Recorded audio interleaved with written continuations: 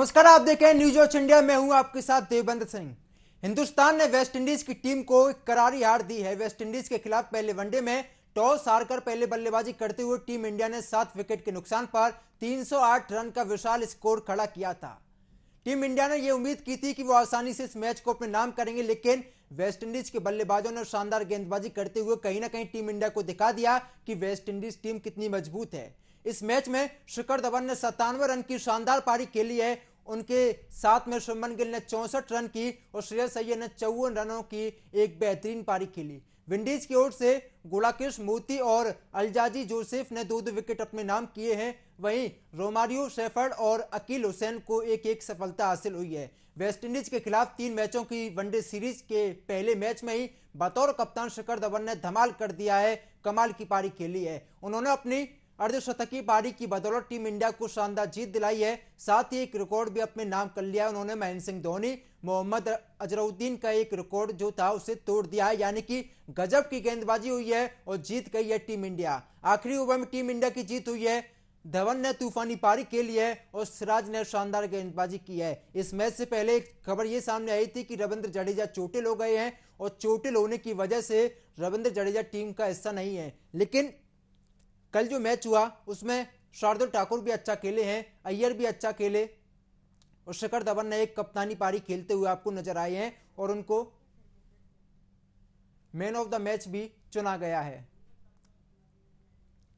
तो आखिरी ओवर में टीम इंडिया की जीत हुई है। आपको बता दें कि जिस तरीके से टीम इंडिया ने टॉस हारकर पहले बल्लेबाजी करते हुए उन्होंने शानदार स्कोर बनाया था, 308 रन का विशाल स्कोर खड़ा किया था। लेकिन जवाब में जब वेस्टइंडीज की टीम बल्लेबाजी करने उतरी तो हमें देखने को मिला कि कहीं ना कहीं टीम भी उनकी मजबूत है। काइल मायस की बात करते हैं तो उन्होंने 75 रनों की तूफानी पारी खेली थी। ब्रेंडन किंग 54 रन की पारी खेली है और शर्मा ब्रुक्स 40 रन की एक बेहतरीन पारी उनके बल्ले से निकली है। टीम इंडिया के गेंदबाजों की बात करते हैं तो 8 ओवर में 54 रन के दिए हैं। शार्दुल ठाकुर ने 2 विकेट अपने नाम किए। Mohammed Siraj 10 over 57 run. और ये मोहम्मद सिराज एक ऐसे खिलाड़ी हैं जिस तरीके से उन्होंने कल के मैच में आखिरी ओवर में गेंदबाजी की थी, काबिल तारीफ थी। उनके ऊपर दबाव था, प्रेशर वाली कंडीशन में अगर कोई युवा गेंदबाज इतनी अच्छी गेंदबाजी करता है तो काबिल तारीफ होता है। लगातार इनकी तारीफ की जा रही है और साथ ही हमको एक नाम को नहीं भूलना चाहिए, वो नाम है संजू सैमसन। जिस तरीके से उन्होंने कल के मैच में डाई पकड़ते हुए कैच को पकड़ा था, काबिल तारीफ था। किसी ने भी भरोसा नहीं किया था जिस तरीके से महेंद्र सिंह धोनी के बाद अगर कोई विकेट कीपर है तो संजू सैमसन, जिस तरीके से उन्होंने डाई मारते हुए बॉल को पकड़ा था और टीम इंडिया की जीत में उनकी एक महत्वपूर्ण और एक बड़ी भूमिका रही है। बात करते हैं युजवेंद्र चहल की। लगातार लोग इन पर सवाल खड़े कर रहे थे कि आप इनको टीम में क्यों रखते हैं, लेकिन 10 ओवर में 58 रन देकर इन्होंने अब 2 विकेट अपने नाम किए हैं, जो कि एक काबिल तारीफ है। अब टीम इंडिया के स्कोर कार्ड की बात करते हैं। शिखर धवन और शुभमन गिल के बीच में शानदार पारी खेली है। 119 रन के नुकसान पर पहली विकेट गिरी थी।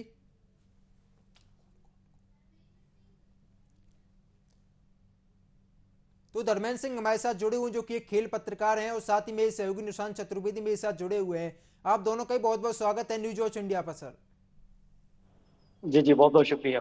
धर्मेंद्र जी, सबसे पहले आपके पास ही आना चाहूंगा। टीम इंडिया की एक बड़ी जीत, हर कोई यही सोच रहा था कि वेस्टइंडीज को हम आसानी से हरा देंगे कल, लेकिन जिस तरीके से वेस्टइंडीज की टीम ने मुकाबला खेला, तारीफ काबिल था। बिल्कुल एब्सोल्युटली। देखिए, होम कंडीशंस का बहुत फर्क पड़ता है कि आप कहाँ पर खेल रहे हैं और आपके यहाँ के विकेट किस तरीके से बिहेव कर रहा है। टॉस जीत के पहले बैटिंग करने का डिसीजन भी बहुत अच्छा था। हालांकि हम 304-5 तक ही पहुंचे, ये आंकड़ा 325-30 पर भी पहुंच सकता था जिस तरीके की शुरुआत हुई। जी सर। विकेट साथ में रखे, आपने पावर प्ले को बहुत अच्छे तरीके से निगोशिएट किया। मिडिल ओवर्स में जाकर गड़बड़ हुई, जहां पर मैं समझता हूँ कि एक पार्टनरशिप बहुत अच्छी होनी चाहिए थी। एक के बाद एक विकेट गिरे, पहले शतक के करीब जाकर शिखर आउट हुए, सूर्या आउट हुए, श्रेयस बहुत अच्छा खेल रहे थे, वो आउट हुए। तो यहाँ पर वेस्टइंडीज ने बहुत अच्छा कमबैक किया। बाकी के जो 10-12 ओवर थे, स्लॉग ओवर्स में भी उन्होंने रन्स नहीं दिए, लेकिन बाद में जाकर भारत ने अच्छी गेंदबाजी करी। शुरुआत वेस्टइंडीज को भी बहुत बढ़िया मिला। Again I will tell you one thing more, कि भारत ने जिस तरीके से मिडिल ओवर्स में जाकर विकेट्स लिए, स्पेशली चहल, स्टैट बैट्समैन को आप आउट करते हैं तो जाकर एक दबाव बनता है। नए बैट्समैन के लिए इतना इजी नहीं है कि वो आकर एकदम से आए और उस मोमेंटम में जाकर बल्लेबाजी करें। और यस, जैसे कि आप अभी बात कर रहे थे मोहम्मद सिराज, आखिरी ओवर से 15 रन जिस तरीके से उन्होंने बचाए, ये बहुत काबिले तारीफ था। और कप्तान बहुत खुश होंगी कि यंग ब्रिगेड जो है उन्होंने जाकर रिस्पॉन्सिबिलिटी को अपने कंधे पे लिया, उस प्रेशर को हैंडल किया और अंततः भारत को 3 मुकाबले की सीरीज में जीत वहां पर दिलाई। जी, तो मेरे सहयोगी में निशांत चतुर्वेदी भी जुड़े हुए। निशांत, हमारे यहाँ पर कोई भी बड़ा खिलाड़ी नहीं था, शिखर धवन को छोड़ दिया जाए, रविंद्र जडेजा को छोड़ दिया जाए, लेकिन मैच से पहले ही रविंद्र जडेजा चोटिल हो गए थे। लेकिन उसके बाद भी टीम इंडिया ने इतना शानदार परफॉर्मेंस किया, किसी ने उम्मीद नहीं की थी। उम्मीद ये की जा रही थी कि टीम इंडिया आसानी से मैच को जीत लेगी, लेकिन जिस तरीके से वेस्टइंडीज की टीम लगातार खेलती हुई इस मुकाबले में देखी है, चाहे उनके ओपनर्स की बात करें, गेंदबाजों की बात करें, क्या कहना चाहेंगे? बिल्कुल देवेंद्र, जिस तरह से कल भारतीय टीम ने खेला, बहुत ही शानदार खेला। पूरी तरह से यह युवाओं की टीम थी। लेकिन सबसे बड़ी बात है कि जिस खेल के लिए विंडीज जानी जाती है, कैरिबियाई जानी जाते हैं, कल उसका ही प्रदर्शन उन्होंने किया। अंतिम गेंद तक मुकाबला चलता रहा, बड़ा जोरदार मुकाबला रहा और किसी ने भी नहीं सोचा था कि मैच आखिर में अंत में किसके पाले में होगा। तारीफ करनी होगी शेफर्ड और हुसैन की, जो साझेदारी 50 रन से ज्यादा की उनकी हुई, अंतिम दम तक अपने देश के लिए वो लड़ते रहे। और कहीं ना कहीं ये लग रहा था कि अगर एक भी खराब गेंद पड़ती तो शायद जो है कुछ भी इसका परिणाम हो सकता था। लेकिन मोहम्मद सिराज की तारीफ करनी होगी कि अंतिम ओवर में उन्होंने सदी हुई गेंदबाजी की और मैच भारत के पाले में ला दिया। और फिर से मैं ये कहूंगा कि बिल्कुल एक्सपर्ट जो हमारे कह रहे थे वो सही कह रहे थे कि स्लॉग ओवर में खासतौर पर जो वेस्टइंडीज के खिलाड़ियों ने खेल दिखाया है वो काबिले तारीफ है। और जिस खेल के लिए वो जाने जाते हैं वही खेल हमें देखने को मिला। एक अच्छी खबर भारत के लिए आई कि शिखर धवन फॉर्म में वापस आ गए। 97 रनों की उन्होंने बहुत ही अच्छी पारी खेली। इसके अलावा तारीफ करनी होगी अन्य भी बल्लेबाजों की, चाहे सुमन गिल हो, इसके अलावा हमारे जो भी बल्लेबाज रहे उन्होंने बहुत ही अच्छा खेल दिखाया। संजू सैमसन जो विकेट कीपिंग की उनके ऊपर जिम्मेदारी है वो हमें देखने को मिली, जिस तरह से उन्होंने कैच लपके। और उसके अलावा जो उनकी भागीदारी रही, जो फील्ड सेटअप की उनकी भागीदारी रही वो काफी अच्छी रही। तो कुल मिला के युवाओं की टीम उत्साह से पूरी तरह से लबरेज। और अब नजर होगा कल के मैच पे जो मैच होने वाला है, लेकिन निश्चित तौर पर बहुत ही अच्छा मुकाबला। जी, तो हमारे साथ धर्मेंद्र जी जुड़े हुए हैं। सर, आपको क्या लगता है, क्या दूसरे वनडे में टीम इंडिया को कोई बदलाव करना चाहिए?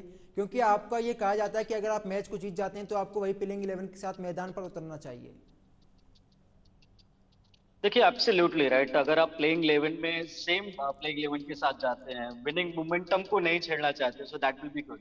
लेकिन समस्या क्या है, जिसको समस्या नहीं कहेंगे, एक एक्सपेरिमेंट भी यहाँ पर करके दिख रहे हैं। T20 से पहले जितने भी सीनियर प्लेयर्स हैं उन्होंने अपना नाम इस ओडीआई सीरीज के लिए नहीं दिया है। तो यस, आप देखेंगे कि बेंच पे जो खिलाड़ी आपके पास हैं, आवेश खान है, आप अर्शदीप को ले सकते हैं, आप शार्दुल को बैठा सकते हैं। लेकिन समस्या वही है कि विनिंग मोमेंटम में जो खिलाड़ी है उसको पता है कि परिस्थितियां किस तरीके से हैं और उन्होंने किस तरीके से विकेट के साथ जाकर एडजस्टमेंट किया है, तो फिर वहां पर जरूर एक तो समस्या हो सकती है। लेकिन यस, आप चेंजेस की तरफ देख रहे हैं, एक्सपेरिमेंट की तरफ आप देख रहे हैं, विनिंग मोमेंटम आपकी तरफ है। और आप अगर एक दो खिलाड़ियों को इन एंड आउट कर सकते हो तो I think that won't be a problem. आप ईशान किशन को ला सकते हैं, संजू ने शायद उतना अच्छा नहीं किया तो आप एक मैच के लिए उनको देख सकते हैं। आप सूर्या को एज इट इज रख सकते हैं। एक मौका आप दीपक हुड्डा को और भी देख सकते हैं, क्योंकि विराट कोहली शायद अगर वो T20 में नहीं खेले तो this could be the man who can deliberate with the bat easily. और ये खिलाड़ी प्रेशर में नहीं खेलते जी। जब मैंने इसका इंटरव्यू लिया था तो मेरे को पता है कि किस दिमाग के प्लेयर है, जज्बे वाले खिलाड़ी हैं, अपॉर्चुनिटीज की तरफ देखते हैं और जैसे ही मौका मिलता है उसको दोनों हाथों से उन्होंने कबूला भी, तस्लीम भी किया और भारत के लिए परफॉर्म भी किया। तो यस, बहुत ज्यादा सिरदर्दी इसमें नहीं है, आप विनिंग मोमेंटम पे हैं। एक दो खिलाड़ी को आप जरूरत से इधर उधर करके देख सकते हैं, तो changes won't be a problem for India. जी सर, आपको लगता है कि विराट कोहली का जो करियर है वो पूरी तरीके से खत्म हो चुका है? क्योंकि आपने अभी यहाँ पर एक बात कही थी कि दीपक हुड्डा की टीम में वापसी होनी चाहिए T20 वर्ल्ड कप के लिए, तो आपको क्या लगता है सर? दीपक हुड्डा ने अच्छा प्रदर्शन किया था लेकिन उसके बाद भी उनको ड्रॉप किया जाता है। विराट कोहली को बतौर यहाँ पर सीनियर खिलाड़ी आप मैदान पर उतारते हैं लेकिन विराट कोहली कुछ भी नहीं कर पाते हैं। आपको क्या लगता है, क्या T20 वर्ल्ड कप के लिए विराट कोहली की यहाँ पर दोबारा से टीम में वापसी होनी चाहिए या फिर उनकी जगह दीपक हुड्डा को टीम इंडिया में मौका दिया जाना चाहिए? देखिए, डॉक्टर राहत इंदौरी मरहूम शायर है, उन्होंने एक शेर कहा था कि कश्ती तेरा नसीब चमकदार कर दिया, इस पार के थपेड़ों को उस पार कर दिया, और अफवाह थी कि मेरी तबीयत खराब है और लोगों ने पूछ पूछ के हाल बीमार कर दिया। एब्सोल्युटली, विराट ने जो 70 हंड्रेड्स लगाए हैं वो आखिर किस तरीके से आए? खेल की जो आयाम है हर खिलाड़ी के जीवन में लाता है। आप सचिन तेंदुलकर ले लें, सौरव गांगुली ले लें, वीवीएस लक्ष्मण ले लें, रिकी पॉन्टिंग ले लें, बड़े बड़े नाम, महिला जयवर्धने, कुमारा संगकारा, जयसूर्या, इनके फेस में क्या ये उतार चढ़ाव नहीं आया? तो मैनेजमेंट ने क्या किया, उनको वापसी का रास्ता दिखाया, या फिर उनको कहा कि चलिए आप 2-4 मैचेस के लिए आपको वो निक आ जाएगी तो फिर डेफिनेटली वो भारत के पक्ष में रहेगी या फिर उस देश के हिसाब से रहेगी, क्योंकि खिलाड़ी बहुत बड़ा है और उसने आपको परफॉर्म करके दिया है। तो ये कहना कि एक दूसरा खिलाड़ी जो यंगस्टर है, no doubt he is doing really well, उसको बाहर बिठाकर आप विराट के जैसे खिलाड़ी को बाहर रख दें, यस ये आप जरूर कर सकते हैं कि आप उनको बोले कि भाई थोड़ा सा वक्त लीजिए, 2-4 मैचेस के लिए आप ब्रेक ले सकते हैं, अच्छा निक आप लेकर आए, फिर जाकर उसको आप कैरी फॉरवर्ड करें। तो ये बीसीसीआई को सोचना है, खुद विराट कोहली को सोचना है कि क्या वो अपने आप को इसके लिए फिट पाते हैं, उनकी मानसिकता किस तरीके से जा रही है, क्या वो उसके साथ फिट बैठ पा रहे हैं या नहीं। तो ये विराट को सोचना पड़ेगा कि वो ब्रेक चाहते हैं या नहीं। लेकिन किसी भी आला दर्जे के खिलाड़ी को आप बोले कि नहीं, you are not doing good, you are not doing well, और हमारे पास पूरा बेंच स्टैंड पड़ा है, आप प्लीज बैठ जाइए, तो मैं समझता हूँ उसकी इमेज के साथ, उस खिलाड़ी के ओहदे के साथ, उसके मैर के साथ थोड़ा सा जरूर इनजस्टिस होगा। लेकिन यस, विराट जब भी एक छोटी सी पारी खेलेंगे, मैं समझता हूँ वो उनके लिए बहुत कॉन्फिडेंस देगी और हम उसी विराट कोहली को देखेंगे जिसको हम देखते आए। जी निशांत, आप क्या कहना चाह रहे थे? आप बात को पूरा करिए अपनी। बिल्कुल देवेंद्र, देखिए विराट कोहली की चर्चा हो रही थी तो हमें भूलना नहीं चाहिए कि उस खिलाड़ी ने ऐसे क्रिकेट ग्राउंड पर शतक लगाया है जहां पर बहुत मुश्किल हुआ करता था। ऑस्ट्रेलियाई पिच की बात कर ली जाए, इंग्लैंड की धरती पर बात कर ली जाए, जहां पर कुछ घंटों के लिए टिकना भी बहुत मुश्किल होता था, लेकिन विराट कोहली का योगदान हिंदुस्तान कभी नहीं भुलाएगा। हाँ, वही जो हमारे एक्सपर्ट बात कर रहे थे कि खेल के एक पहलू होता है खराब फॉर्म से जुड़ना। इससे पहले भी हमने देखा है कि बहुत से बड़े दिग्गज खिलाड़ी, खुद सचिन तेंदुलकर की बात कर ली जाए, सौरव गांगुली की बात कर ली जाए, जो क्रिकेट के महान खिलाड़ी रहे, वो भी इस दौर से कहीं ना कहीं गुजरे हैं। और विराट कोहली का भी ये जो फॉर्म चल रहा है, कहीं ना कहीं ये बताता है कि खेल का भी एक पहलू ये है कि हम कंसिस्टेंसी को बरकरार रखना एक बड़ी चुनौती होती है। तो पूरा देश को ये भरोसा है कि विराट कोहली जल्द अपने फॉर्म में वापस आएंगे और उनके साथ अगर एक यंगस्टर को आगे उनका विकल्प के तौर पर इतनी जल्दी चुना जाता है तो शायद बिल्कुल मैं अपने एक्सपर्ट के साथ जाऊंगा कि ये जल्दीबाजी होगी। विराट कोहली को अभी और मौका देना चाहिए। उनका कैरियर अभी मुझे लगता है कि पीक पर आना बाकी, और एक बेहतरीन फॉर्म में वो वापस बहुत जल्द से जल्द लौटेंगे। जी देवेंद्र, निशांत बहुत बहुत धन्यवाद हमारे साथ जुड़ने के लिए। तो धर्मेंद्र जी, आपके पास ही आना चाहूंगा। मैच की बात करें अगर हम, तो दूसरे वनडे के रूप में अगर हम देखना चाहें, अगर हम दूसरे वनडे को जीत जाते हैं तो कहीं ना कहीं तीसरे वनडे में हमारे पास ऑप्शन रहेगा कि हम टीम इंडिया में बदलाव कर पाएं, ज्यादा से ज्यादा युवा खिलाड़ियों को मौका दे पाएं। एब्सोल्युटली। देखिए, आप सीरीज विन की तरफ नहीं देख रहे हैं। मेरा जो मानना है कि आप सीरीज विन की तरफ देखते हैं तो फिर उन खिलाड़ियों को जो आप आजमाने की कोशिश कर रहे हैं वो थोड़ा सा फिर अंतर की तरफ चला जाता है। फिर एक्सपेरिमेंट में आपको देखने की जोखिम आप ले रहे हैं नहीं। हमारे पास जो कप्तान है, जिसके मैच के वो कैप्टन है, वो ये सोचते हैं कि विनिंग परसेंटेज क्या है। अभी T20 सीरीज हमने देखी, इंग्लैंड की विरुद्ध देखी, दक्षिण अफ्रीका की विरुद्ध देखी, हालांकि रोहित शर्मा उसमें नहीं थे। अभिषेक हरदमन कैप्टन है, जब भी वो वापस आएंगे तो अपने ही वजह से वहीं से शुरू करेंगे जहां से उन्होंने खत्म किया था। आप सीरीज विन की तरफ देख रहे हैं तो ऑब्वियसली आप सीरीज की तरफ जाइए। आप जीतेंगे तो डेफिनेटली आपको वो रिजल्ट तो है ही, मोमेंटम में आप हैं, वो विश्वास कॉन्फिडेंस आपके पास है ही। लेकिन एक दो चीजें मैं देखना चाहूंगा, लेफ्ट आर्म सीम बॉलर अर्शदीप सिंह को आप वापस लेकर आए। आप थोड़ा सा, जो अभी खिलाड़ी खेल रहे थे, आप उनको बोले कि थोड़ा सा एक गेम के लिए आप ब्रेक लीजिए, अर्शदीप को आप आजमाइए। उन्होंने पहला T20 खेला था, डेब्यू में 2 विकेट चटकाए थे। स्विंग उनके पास बहुत अच्छा है, डेथ बॉलर्स में अच्छी गेंदबाजी करते हैं, कटर्स बहुत अच्छे डालते हैं, कटर बाउंसर बहुत अच्छे डालते हैं। तो इतनी विविधता वाला जब बॉलर आपके पास है, यंगस्टर है, तो फ्रेश लेग्स को आजमाना मैं समझता हूँ कि कहीं से कोई बुराई नहीं है।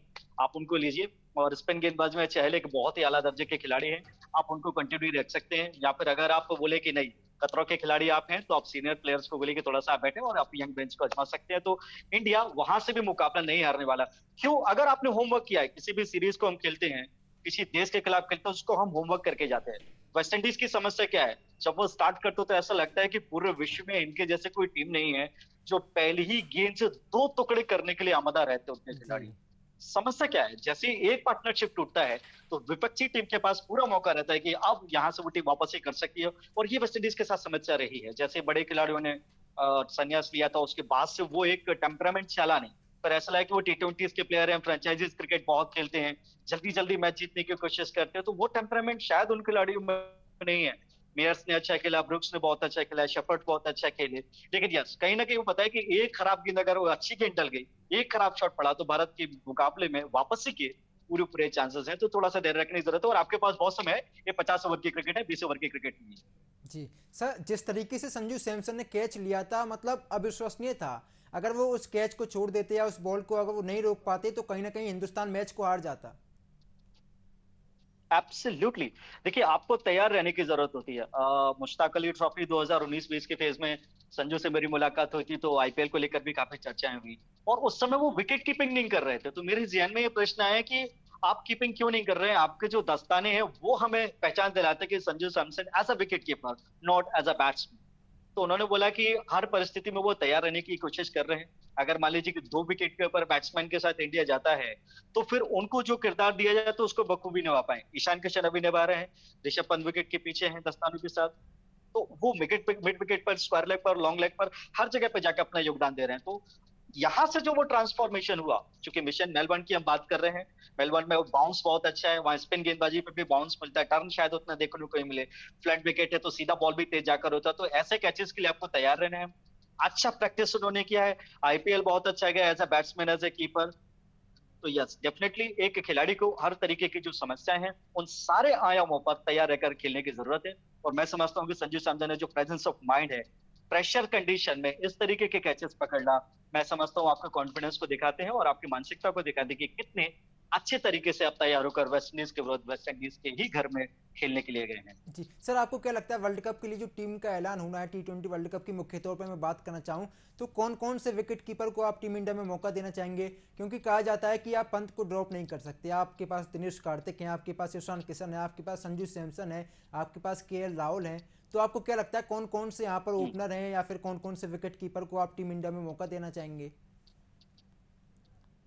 देखिए, बहुत बड़ी समस्या का सबब है यह। बीसीसीआई को बहुत माथापच्ची करना पड़ेगा कि आप कौन कौन से प्लेयर को लेके जा सकते हैं। देखिए, ईशान किशन ने बहुत अच्छा किया एज ए ओपनर, जितना भी उनको चांस मिला है, कुछ एक दो मैचेस है जहां पर उनका बल्ला चला नहीं। But yes, on and all आप उनके ऊपर बिलीव कर सकते हैं कि वो सिंगल हैंडेडली इस मुकाबले को निकाल के लेके जा सकते हैं। चूंकि आपने विकेट कीपिंग की बात की, तो हमारे पास 3 ऐसे विकेट कीपर हैं जो बहुत अच्छा कर रहे हैं। ऋषभ पंत की विकेट कीपिंग में अर्श से फर्श तक का सफर तय हुआ है। पहले हम जी कहते थे कि इनकी बैटिंग उतनी अच्छी, लेकिन पिंगी उतनी अच्छी नहीं करते, फिटनेस पर काम नहीं कर रहे हैं, पेट बाहर की तरफ निकला हुआ, वेट बहुत बड़ा हुआ है। तो इस खिलाड़ी ने काम किया है। और जब कीपिंग ये बहुत अच्छी करे तो मैं नहीं समझता हूँ कि फिर हमें दूसरे तीसरे विकल्प की ओर जाना चाहिए। लेकिन अगर हमें विकल्प कुछ देखना है तो आपके पास ऑफकोर्स दिनेश कार्तिक बहुत अच्छे विकेट कीपर हैं, आप उनको फिनिशर के रूप में देख रहे हैं। तो T20 में डेफिनेटली हमको देंगे कि अगर वेस्टइंडीज में उन्होंने रन कर दिए, जो 5 T20 हम खेलेंगे, तो डेफिनेटली आपको उनको रखना पड़ेगा, उनको आप स्किप नहीं कर सकते। अब फिर प्रश्न आता है कि आप ओपनिंग कॉम्बिनेशन पर किसको लेके जाते हैं? अगर विराट खेल रहे हैं, जो कि डेफिनेटली खेलेंगे ही, तो फिर ईशान को बाहर रहना पड़ सकता है, हुड्डा को बाहर रहना पड़ सकता है। तो आप ऐसे विकल्प में आप ईशान किशन को रखें। संजू और यहाँ से बहुत अच्छा कर जाते हो तो यस, ये भी जी दल सर। में रहेंगे। लेकिन ओवरऑल अगर आप बात कर रहे हैं कि प्लेइंग 11 में वो विकेट कीपर कौन होना चाहिए, तो मौजूदा परिस्थिति को देखते हुए, परफॉर्मेंस को देखते हुए, मैं समझता हूँ कि ऋषभ पंत को फिर हिस्से से हटाना बहुत मुश्किल होगा। जी, तो सर कहीं ना कहीं आपको लगता है पंत को मौका दिया जाना चाहिए, लेकिन दिनेश कार्तिक ऐसे एक ऐसा खिलाड़ी जो लगातार अच्छी बल्लेबाजी करता है, जो लगातार अच्छी विकेट कीपर के रूप में भी आप उन्हें देख पाते हैं, तो आपको लगता है क्या दिनेश कार्तिक को T20 वर्ल्ड कप के लिए मौका दिया जाना चाहिए? एब्सोल्युटली, मैं समझता हूँ कि उन्हें देना चाहिए। वो एक अवतार के रूप में वापस आए। जी दिनेश कार्तिक की क्यों, मान लीजिए कोई भी प्लेयर, अगर सुरेश रैना वापस आ जाए तो वो रन करके आपको दे रहे हैं, तो आपको अनुभव भी मिल रहा है, प्लस जी आपको 2 ओवर की गेंदबाजी वो भी करके दे रहे हैं, और आउटस्टैंडिंग फील्डर वो है ही। तो दिनेश कार्तिक को आप मिड विकेट पे लगा दीजिए, लॉन्ग लेग पे लगा दीजिए, तो आउटस्टैंडिंग फील्डर भी है। और फिर बल्ले से जो आपको रन दे रहा है, तो फिर वो बोनस हो जाता है। देखिए, दक्षिण अफ्रीका के विरुद्ध जो अर्धशतक उन्होंने लगाया था, वो सबको पता है, पूरे विश्व ने उनके इस परफॉर्मेंस को सराहा था। सरहद पार से भी, ऑस्ट्रेलिया से भी, इंग्लैंड से भी, न्यूजीलैंड से भी उनके इस परफॉर्मेंस की तारीफ हुई थी। तो यस, बैकअप में आप उनको रख सकते हैं, क्योंकि दोहरी जिम्मेदारी के साथ आप जा रहे हैं। तो दिनेश कार्तिक अगर छठवें सातवें नंबर पे आपको 30-40 रन 15-17 गेंदों से करके दे रहे हैं, अच्छी दिख में, अच्छा उनका समय चल रहा है, फिटनेस बहुत अच्छी है, लेग्स बहुत अच्छे चल रहे हैं, और 35-36 की एज में जो आप होते हो, तो अमूमन लगता है कि आपका अपने शायद उतना अच्छा नहीं है। लेकिन ये जी दिनेश कार्तिक ने इस बात को एकदम उलट करके रख दिया कि age is just a number, but performance is the only key.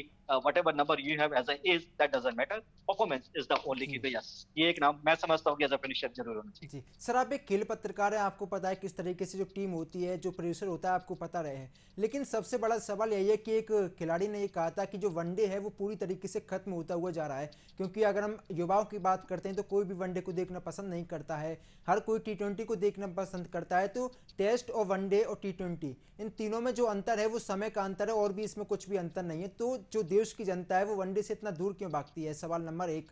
Test की बात करते हैं तो अगर कोई रोमांचक मुकाबला होता है तो ही लोग उसे देखना पसंद करते हैं। सवाल नंबर दो, तो आखिर अंतर क्या है? बीसीसीआई को क्या कुछ कदम उठाना चाहिए कि जो देश की जनता है वो वनडे के लिए आकर्षित हो और साथ ही वनडे को देखना पसंद करे?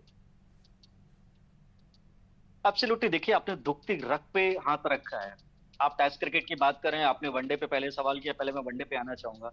वसीम अकरम साहब ने अभी एक जी। मैसेज दिया था कि वनडे क्रिकेट कहीं लुप्त सा हो गया है।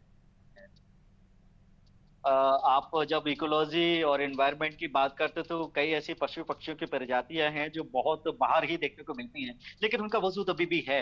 उनको देखना चाहते हैं, लेकिन बहुत मुश्किल से हम उनको देख पा रहे हैं। सिमिलरली अगर आप क्रिकेट की बात करें, तो फ्रेंचाइजीज क्रिकेट इतनी हो रही है कि आपको मोटा पैसा मिल रहा है, बहुत रकम मिल रही है, लेकिन प्रश्न यहाँ पर रकम का नहीं है। प्रश्न यहाँ पर फ्रेंचाइजी क्रिकेट का नहीं है। जब आप इंटरनेशनल क्रिकेट खेलने जाते हैं, तो franchise cricket is a different ball game and international cricket is a different ball game. और जी। ओडीआई सीरीज होती थी, मैं मानता हूँ, चलिए आप ओडीआई मत करिए, पहले जब हम देखते थे 90s के दशक में, ट्रायंगुलर सीरीज होती थी। उसमें इंग्लैंड भी है, उसमें न्यूजीलैंड भी है, और उसमें इंडिया भी है। वेस्ट इंडीज, ऑस्ट्रेलिया, दक्षिण अफ्रीका को आप देख रहे हैं। आप इस दौर को भी ला सकते, तो लोगों में एक इंटरेस्ट पैदा हो कि यस, अब 3 सीरीज मैचों की सीरीज हो रही है, बड़ा मजा आएगा कि नेट रन रेट से कौन सी टीम जा रही है, अलग अलग कपड़े, मुख्तलिफ मुख्तलिफ ड्रेसेस में खिलाड़ी खेल रहे हैं। तो वो एक जो दौर हमने देखा, वहां से यहाँ तक का जो ट्रांसफॉर्मेशन हुआ, जो परिवर्तन हुआ, वो वास्तव में बहुत ही हृदय विदारक है। 50 मैच ओवर की क्रिकेट जरूर कंटिन्यू रहनी चाहिए। आप बेशकीमती 3 जो T20 मैचेस हैं उसका शेड्यूल कम करें। अब देखिए प्रॉब्लम कहाँ है। एक हवाला जो दिया जाता है कि अगर आप टेस्ट क्रिकेट में खड़े हुए हैं तो आपको पूरे दिन क्रिकेट खेलना है। अमूमन 3 दिन में टेस्ट क्रिकेट खत्म हो जाता है, फटाफट आप जल्दी रन करने की कोशिश करते हैं। पहले आलम ये था कि आप 2 रन 2.5 रन प्रति ओवर पूरे दिन खड़े होकर रन करते थे। अब आलम ये है कि आपका जो रन रेट चल रहा है वो 4.6 चल रहा है, 5.6 चल रहा है। वीरेंद्र सहवाग इन सब लोगों ने एकदम कहानी बदल के रख दी है। तो प्रश्न उठता है कि आप कितने टेक्निक के मामले में सक्षम हैं, आपका टेम्परामेंट कितना अच्छा है, आप कितना देर खड़े रह सकते हैं। लेकिन जो मूल रूप से चिंता का विषय था फटाफट क्रिकेट में और ट्रेडिशनल क्रिकेट में, ओडीआई की बात करें, टेस्ट क्रिकेट में आपने प्रश्न पूछा, आपकी फिटनेस कितनी कमाल की है। इंग्लैंड में आप क्रिकेट खेलने जाते हैं, आपको कोचेस बोलते हैं कि आपको स्वेटर पहन के बॉल डालना है।